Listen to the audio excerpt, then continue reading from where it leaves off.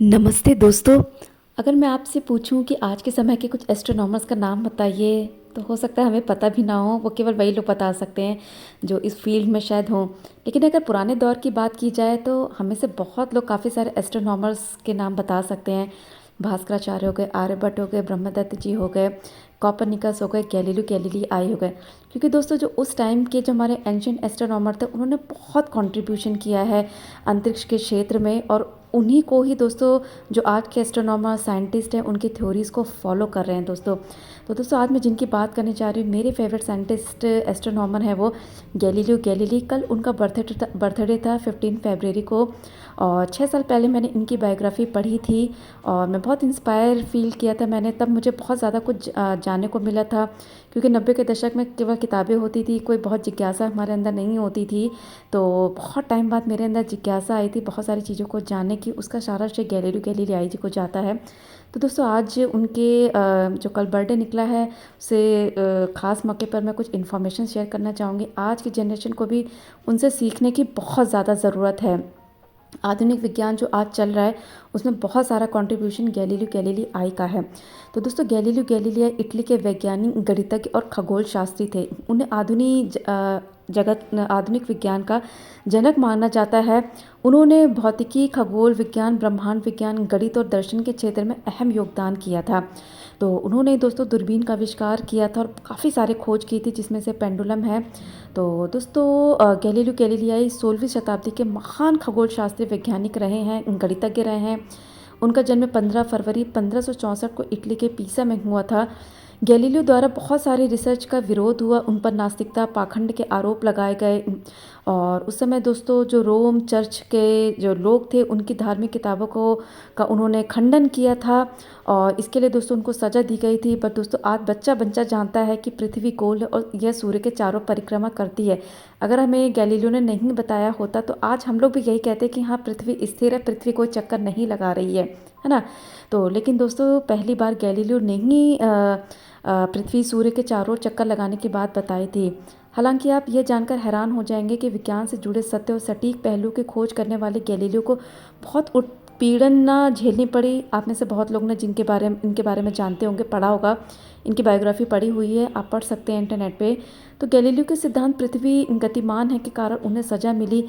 इसका कारण यह है कि उस समय के सिद्धांत में यह मान्य था कि पृथ्वी स्थिर है और अन्य नक्षत्र उसके चारों ओर चक्कर लगाते हैं। सोचिए कितनी बड़ी बात है कि कोई साइंटिस्ट कोई कोई बड़ी बात कह रहा था, कोई सही बात कह रहा था, लेकिन धर्म उस समय इतना ज़्यादा हावी था कि लोगों की आंखें पूरी तरह से बंद थीं। तो दोस्तों गैलीलियो विज्ञान से जुड़े ऐसे सत्य की खोज में निकल पड़े थे जिसमें धर्म गलत साबित हो गया, और इस तरह से गैलीलियो धर्म और विज्ञान से जुड़े सत्य की खोज में हार गए। बाइबल में उस समय लिखा गया था कि पृथ्वी ही अंतरिक्ष का केंद्र है और सूर्य पृथ्वी के चारों ओर घूमता है। यह उस दौर की बात है दोस्तों जब लोगों के लिए तर्क वितर्क और विज्ञान का खास अर्थ नहीं हुआ करता था। वो आज भी नहीं है। तर्क वितर्क वालों को दोस्तों करने वाले जो है वो आज भी बहुत कम है और वो आगे भी बहुत कम रहेंगे, क्योंकि हमारा धर्म बहुत ज़्यादा चरम सीमा पे लोग अंध विश्वास की तरह इतना मानते हैं। उस समय दोस्तों बाइबल में जो बात लिख दी गई वही अंतिम और अटल सत्य हो गई थी। लेकिन गैलीलियो ने अपनी खोज में पाया कि सूर्य पृथ्वी की नहीं बल्कि पृथ्वी सूर्य के चारों ओर परिक्रमा करती है।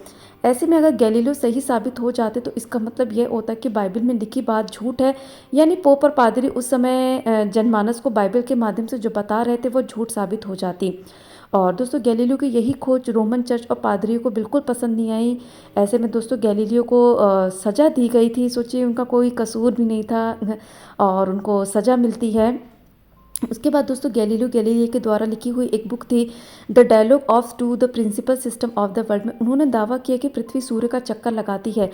गैलीलियो को यह दावा रोम चर्च को गलत लगा, उन पर मुकदमा चलाया गया।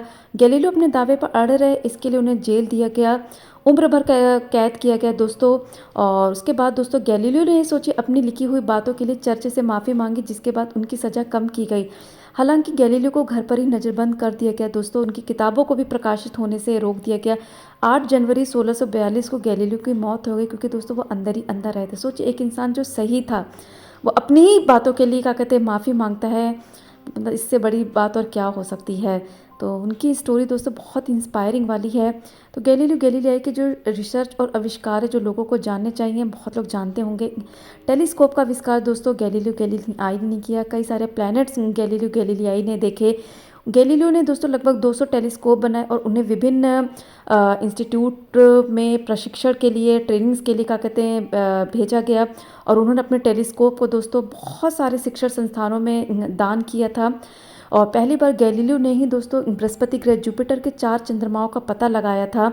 गैलीलियो ने सबसे पहले सूर्य पे जो स्पॉट हैं और वीनस ग्रह के जो फेसेस हैं, है ना, उनको देखा था।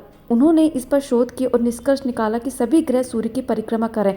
आज जितने भी दोस्तों मिशन भेजे जाते हैं, चाहे वो नासा भेजे, इसरो भेजे, कोई और कंट्री भेजे, उनमें कहीं ना कहीं दोस्तों जो भी रिसर्च होती है, उनके जो प्रमाण लिए जाते हैं दोस्तों, वो इन्हीं के कंट्रीब्यूशन की वजह से लिए जाते हैं। इन्हीं की रिसर्च और इन्हीं की खोजों के प्रमाणों को लिया जाता है। तो दोस्तों उसके बाद गैलीलियो गैलीलियाई ने अपने समय में गणित और भौतिकी के बारे में बहुत पढ़ा और उसके सामंजस्य को समझ लिया था। 1608 से 1609 में गैलीलियो को दूरबीन की बात पता चली, जिसका आविष्कार हॉलैंड में हुआ था। इसके बाद गैलीलियो ने उस दूरबीन का विवरण सुनकर ही उससे अधिक शक्तिशाली और परिष्कृत दूरबीन बना ली। 25 अगस्त 1609 में इस दूरबीन का गैलीलियो ने सार्वजनिक प्रदर्शन किया था। गैलीलियो गैलीलिया हमेशा कहते थे किसी भी चीज़ को बहुत ध्यान से देखो, उसका मेजरमेंट करो, मतलब मापन करो, उसे एक्सपेरिमेंट करो, तर्क करो, गणना करो।